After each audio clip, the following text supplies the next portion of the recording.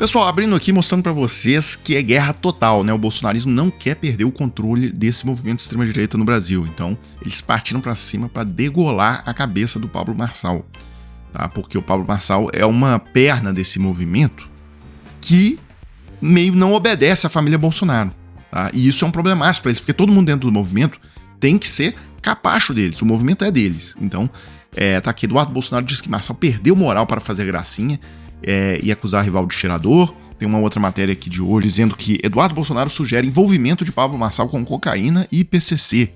Vou colocar aqui o vídeo para vocês. Eu acabei de ver aqui que o Pablo Marçal cancelou em cima da hora a entrevista com o Paulo Figueiredo, né, depois de ter feito toda a publicidade, todo o marketing, em cima da hora colocou uma condição que o Paulo Figueiredo não aceitou, né, que era não falar sobre determinado assunto, e aí foi usado como subterfúgio para não fazer a entrevista. Bem, se você for aplicar o velho ditado, né, quem com ferro fere, com ferro será ferido, é para todo mundo chamar o Pablo Marçal de arregão, porque foi isso que ele falou quando os outros se furtaram aí para o debate com ele. Mas eu não vou nessa linha daí não, tá? Inclusive muita coisa está mudando, né? A matéria do Estadão agora dá conta de colocar que auxiliares aí da campanha do Pablo Marçal venderam carros de luxo em troca de drogas do PCC. Acho que engraçado assim, eles passaram 4 anos desqualificando o Estadão, porque o Estadão mostrava ali vários casos de corrupção da família Bolsonaro, ingerência, né, loteamento do Estado, toda a porqueira, né? Inclusive veio do Estadão a questão do orçamento secreto, né? Foram eles que identificaram isso e tal.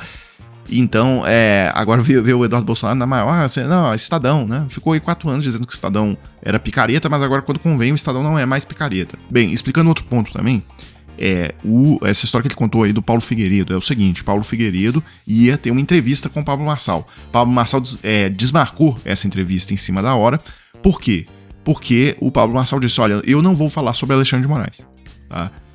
E aí o Paulo Figueiredo falou, olha, não dá, eu vou perguntar sobre isso, porque esse assunto me interessa. Qual que é a sua posição sobre o inquérito das fake news, sobre o que o Alexandre de Moraes está fazendo.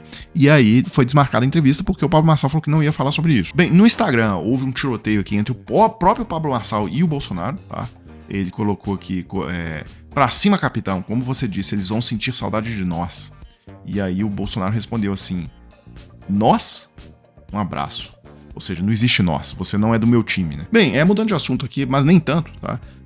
Uma matéria hoje da Folha de São Paulo mostrando que avançou na CCJ, foi aprovado ontem na CCJ, Comissão de Constituição e Justiça do Senado, é a mais importante do Senado, uma proposta de lei para reverter a inelegibilidade do Bolsonaro, tá?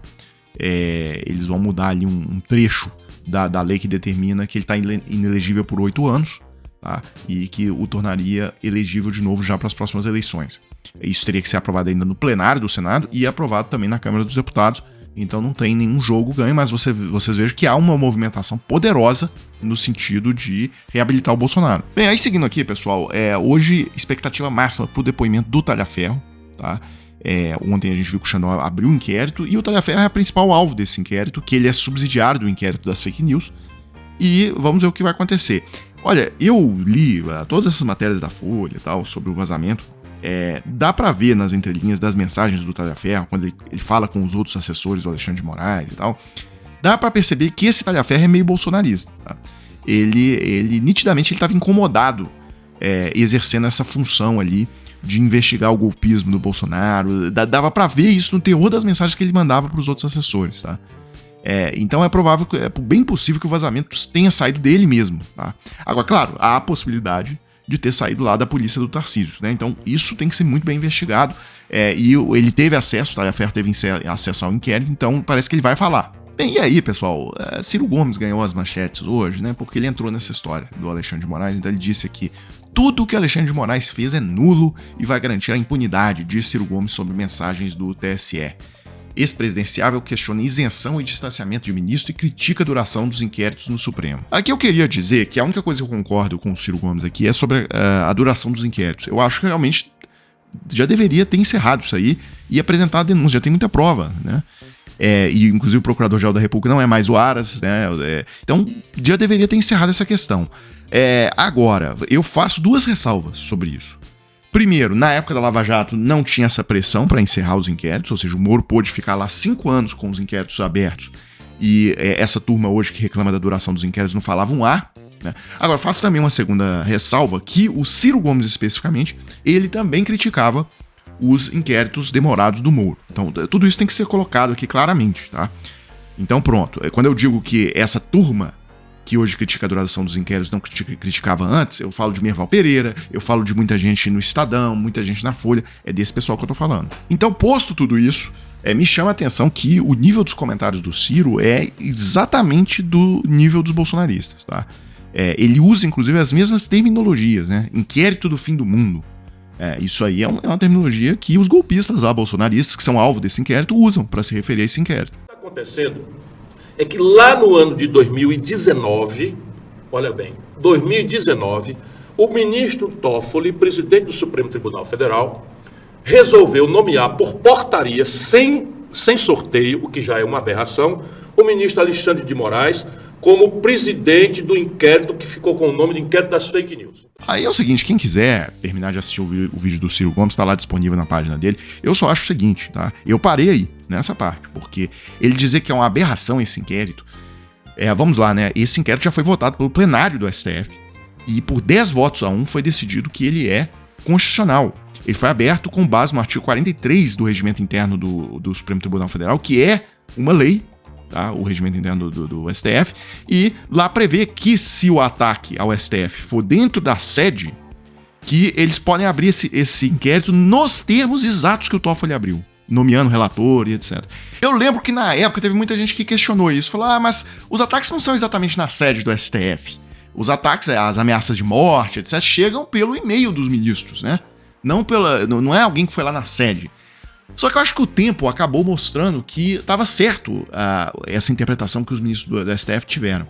Porque no final das contas era um movimento golpista, olha só, lá em 2019, hein, já tinha esse movimento golpista ameaçando de morte os ministros do STF, ameaçando de agressão física.